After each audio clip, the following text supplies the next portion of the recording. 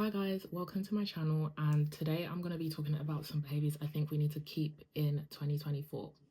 If you use social media, please listen because a lot of these things are related. So the first one doesn't really have a name, but it's a type of trauma dumping that I just can't stand. For example, someone says, hey, my boyfriend's favorite meal are fries from McDonald's. Someone else is going to chime in and say, hey, my ex's favorite meal was the fries from McDonald's and he cheated on me. This was a bit of an exaggeration, of course, but I just thought this aggravates me so much, and we need a name for it so we can say, hey, you're doing XYZ, you're projecting. I know it is projection, but we need a specific name that highlights how ridiculous that projection is, because not everyone's story is going to turn out like yours. I think the other day I saw a TikTok about someone saying, my boyfriend spends a lot of time with his family over the holidays and our texting is just very sporadic, and someone said he's going to leave and cheat on you, and I just thought, how is this? How? I mean, he could, but how did you jump to that? Do you know what I mean? And I just think this should be embarrassing to say. Like, it should not be socially acceptable to comment something like that based on one thing you've heard. I also watched The Ultimatum, and I saw a lot of people making comments about Nick in the show, and he had a lot of problems. But the comments I was seeing of people saying my ex was exactly like Nick and he did this to me, and I just thought, were we watching the same show? Because we got about 5 pieces of important information about Nick. How did you decide that Nick is a carbon copy of your ex-boyfriend? I just don't understand it. 2, ghosting and being antisocial. So this is ghosting friends, ghosting family, ghosting partners, ghosting romantic interests. Why are you not talking to someone and also not telling them why? I know you don't owe everyone anything, but human decency is a lost art, and I think that's why we're losing community. I think it takes 2 seconds to say, hey, my cat just died, gonna take a week off. My replies might be bad, I don't really want to be bothered. Hey, this was a great run, I just don't think I want to continue right now. Is that too much to ask? Is that too much to ask? I think a lot of people have kind of built their life around this notion of I don't owe anyone anything, but also they also think the world revolves around them, and they think because people are still talking to them, their lives aren't as hard. People in your life haven't ghosted you because they go through things, but they also prioritize communicating and making sure that other people around them are aware that they're still there, but they might be a bit distant, or they're still there in case they're also going through something that they don't want to talk about. Do you know what I mean? It's just, there's a lack of self-awareness here and a lack of care that is very prominent in Gen Z, and it makes me really sad. Third one is the exaggerated reviews. I see this on TikTok. I don't see it on Twitter. I don't really see it on YouTube unless it's really serious, which I think when it's really serious, I completely understand. But someone could go to a semi-popular restaurant. Let's say they just went to KFC. Everyone knows KFC, right? And they're like, guys, stop going to KFC because the worker in this KFC shouted at me and they forgot the onions in my burger. So they started the whole hook with boycott this, don't go to this. And I'm like, okay, let's watch this. This should be good. This should be something political. This should be something serious. And if it is political, I 100% want to be hearing this stuff in the way that it's presented. But when it's not, it's just like, I think you just did that for views. I think you just did that to scare everyone and create negativity. And what's even worse for me is people eat it up. They're like, yeah, I'm never going again. And I'm like, what?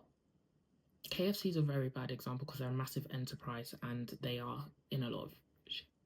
But people do this to small businesses and things, and I'm just like, I definitely want to hear your opinion, but is it worth it to bring down the whole company and say, don't ever go because of something that is very minor and happens in almost every place? Just, it's a bit of luck, isn't it? It's like bumping into someone when they're in a bad mood by accident. That doesn't mean they're always in a bad mood. I don't know if I'm making sense, but I think TikTok has lost its credibility for reviews. I kind of go there to see where people recommend, but I don't watch the exaggerated things. I kind of just decide for myself if I want to go, even after watching those things. So I think we need to maybe resort back to like Google reviews or YouTube for reviews, because TikTok is just not doing it. Like, it's insane on there. Number 4 is taking things extremely personally and kind of just thinking the whole world is constantly revolving around you for everyone in your life. I say this because I'm getting a lot of advice on TikTok that is advising people, this is how you know your friend has hated you since day one, or I cut my friend off for this and I realized she was plotting on me and preying on my downfall since 2010. And I think that we are forgetting that, one, people have insecurities, people project, people have a lot of shit going on in their life. That means they start treating people around them bad. And I'm not justifying any of this, but I'm using it to say someone could be treating you badly because of many other things. It doesn't mean that every little bad thing they did across the decade was part of their plan to bring you down, if that makes sense. It's getting a bit insane, some of the stuff I'm hearing. I'm just like, I'm not sure how that aligns. I think you're well in your right to cut someone off for being a bad person, no matter what's going on in their life. Like, we have our lives as well. But I just think constantly wondering if people are preying on your downfall and if they've been doing it since you guys were like 8 years old. I think it's encouraging people to get rid of their community, like, very nonchalantly. And I think it's weird. I think we need a name for that as well, because yeah, it's a bit much. 5th one is situationships. I don't know how this is still a word. I don't think I've ever called anyone that in my life. I've used it as a joke 100% with my friends on my TikTok, but I've never said, you know, situationship, my situationship, or in a serious conversation. How are people doing this? Has someone said, hey, will you be in a situationship with me? Can we stop that? Can we stop giving names to things that don't deserve names? Or giving labels to things that just don't deserve labels. Like, this person hasn't really done much for you yet. You can say you guys are talking, can say you guys have gone on 2 dates, you're dating. We don't need to give it a situationship, because technically everything in life is a situation. Can we not call everything a situationship? So the last one, which is a big one for me as a black girl, is like, stop being reactive to rage bait. There's so much rage bait these days because people love to get views, and sometimes I'm actually glad TikTok barely pays for views, because I'm like, when I see rage bait, I'm like, you did that for 30p. You did all of that to get 30p in your bank account, or £2.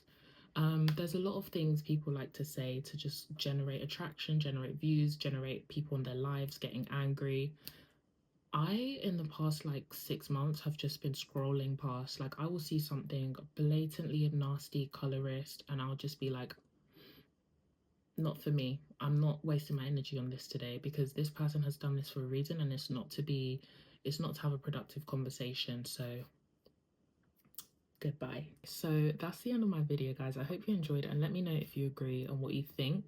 I will be doing another one, and I'll probably upload it in like a week or 2, so stay tuned. And if you want to subscribe, I post things to help people, I post advice, and I post things that I find. Subscribe. I'm going to be trying really hard with my channel this year, so I'd really appreciate it. And I do post a lot on TikTok, and my following's a lot bigger on there, so I'd appreciate it.